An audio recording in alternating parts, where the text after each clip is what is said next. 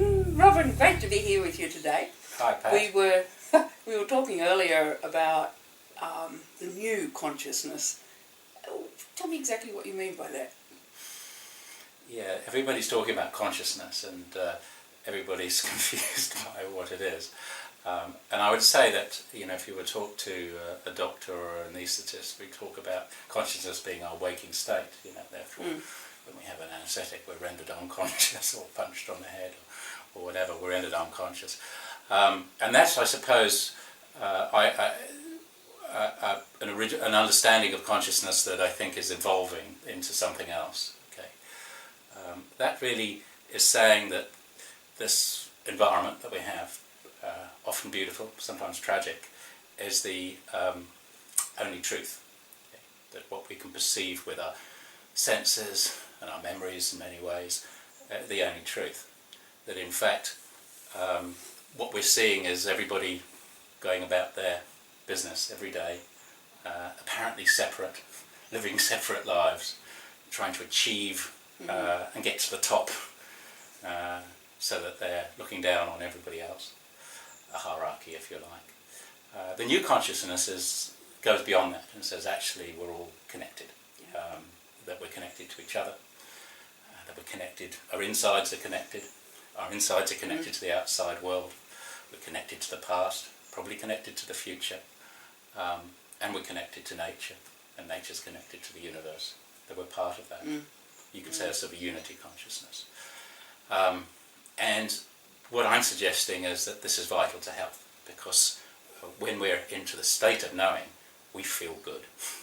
Yes. And we feel happy. We're, I believe, community beings, community animals, and we are at our best when we are feeling we're part of a greater whole. That is not to say we're not individual, and that we all can contribute our individual skills and wonderful foibles, I suppose, to this world as well. But it's when we're feeling connected that I think that this is what we describe as being at our most healthy. We start to sing, and we start to connect, and we feel less burdened. I think one of the times that I first really got a deep sense of that was in the clip with Dr. Jill Bolt-Taylor when she was having her stroke. Yes. And she stumbled in the shower. Yes. And she said, and I looked and I couldn't differentiate my arm from the wall. Yes. And I think that was just a huge aha moment for me. Yes. Around, I think that there's this Separation. space and gap. Yes. But in fact, it's not there. Yeah. She really demonstrated that. And I think Patch Adams also said there was an aha moment for him early on in his life, where he sort of saw beyond it, if you like, I'm lucky because if I take off my glasses, I feel I can see that everything's merging into one. So it's quite easy for me. But many others are discovering, and say not just now, but throughout the eons of time, that a state of meditation brings a state of peace and connectivity. As if creative people like yourself, Pat, will know that when you're sitting down to create, the last thing you can do is have a busy mind. You need to relax and allow it to come through. And so that act of creativity actually allows us to see that we're connected. Because if we fight it, we won't be so creative. And if we're not so creative, we're not bringing joy to others, which is what you do. And so that is the state that I think epitomizes to me true health, and is also a state beyond time and space in many ways, isn't it? Because when we're in that state, we're not looking at the watch. In fact, time doesn't mean anything. Time can pass, or we can slow down, or whatever, because we're living totally in the moment as well. And this is what I try to do in my practice, is try to create this in what we do in our work, just by talking, listening, because listening is a wonderful one with hearts.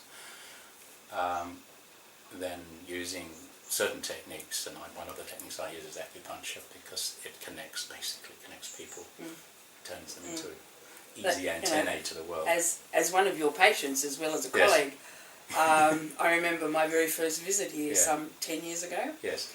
And experiencing just that, you know, you really only wanted to hear my story. Yes. I had some acupuncture to bring me to a deeper place of rest and experience more stillness. I was in a bit of turmoil. And you had a heart-shaped wheat pack. Oh yes, I did, didn't I? Yes. Which you placed on my chest. Yes.